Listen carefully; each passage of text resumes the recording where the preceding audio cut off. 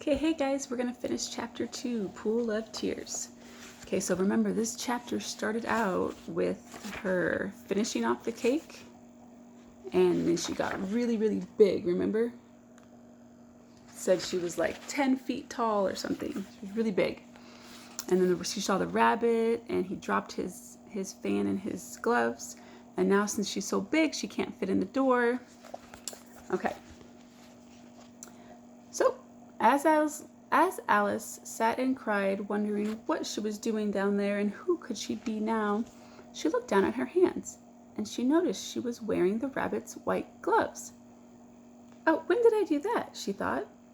Oh, wait, I must be growing small again if these gloves will fit me. So she got up and went to the table to measure herself. And she noticed that she was right. She was now only 2 feet high. That's about here, 2 feet high. And she was continuing to shrink. So she found out that the cause of this was the fan she was holding. So she dropped it right away, just in time to avoid shrinking altogether. Whew, that was a narrow escape, said Alice. And she was a little bit frightened at the sudden change in her size, but she was glad to find that she still existed and she was still herself. And now I can go to the garden, she said, and she ran back to the little door. Oh, but alas, the door was shut again, and the golden key was where? Back up at the glass table. Oh, things are worse than ever, she thought. I was never so small as this before, never. Oh, I say, it's too bad, it's too bad. As she said these words, her foot slipped, and in another moment she splashed into the pool of tears. Her chin was up to the water. Her first idea was that she had somehow fallen into the big ocean sea. But she remembered that it was a pool of her own tears. Oh, I really wish I hadn't cried so much when I was 9 feet high, she said, and she swam about trying to find her way out.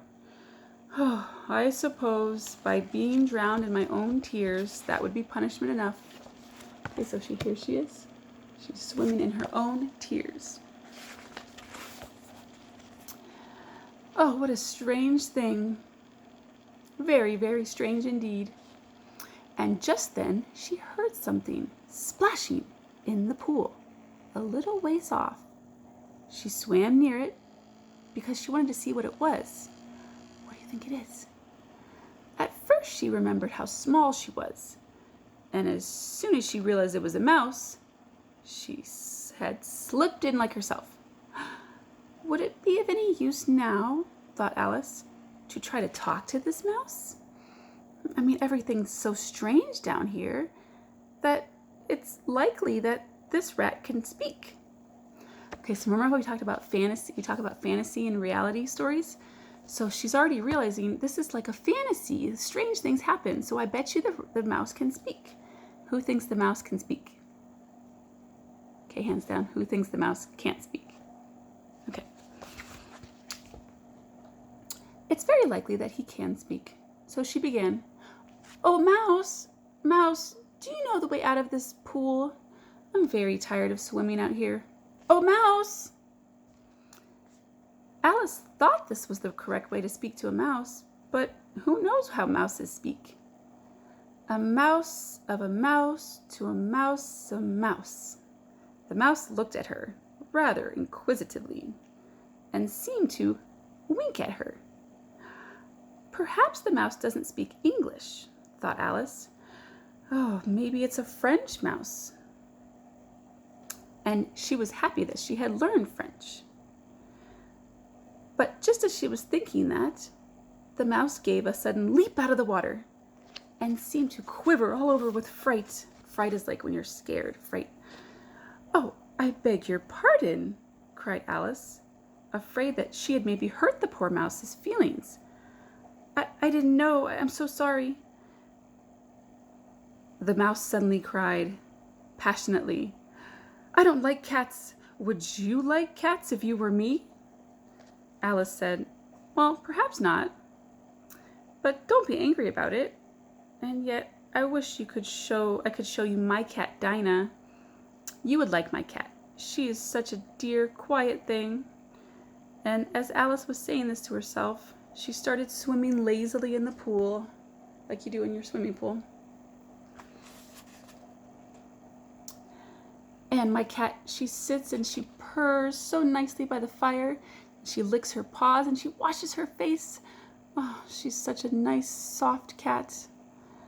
Oh, and she's really good for catching mice. Oh, I'm so sorry, Alice said again. She forgot that she was talking to the mouse, and now the mouse was so nervous, running around. "We won't have to talk about my cat. I'm so sorry." "Well, indeed," cried the mouse, who was now trembling. Trembling is like shaky. "Why would I want to talk about a mouse? My whole family. Or why would I want to talk about a cat? My whole family, we don't like cats. They're vulgar things. Just please don't mention it again." "Oh, I won't indeed," said Alice. And she was in a great hurry to change the subject. Can we talk about dogs?" The mouse did not answer this question. So Alice continued. "Oh, dogs are so nice. There's this one dog near my house. I'll show you. He's bright-eyed, and he's a terrier, and he's got curly brown hair, and he'll fetch things for you if you throw them. Oh, I can't remember his name, but he belongs to the farmer." "Oh, and," cried Alice, "I'm afraid I've offended you again, haven't I?"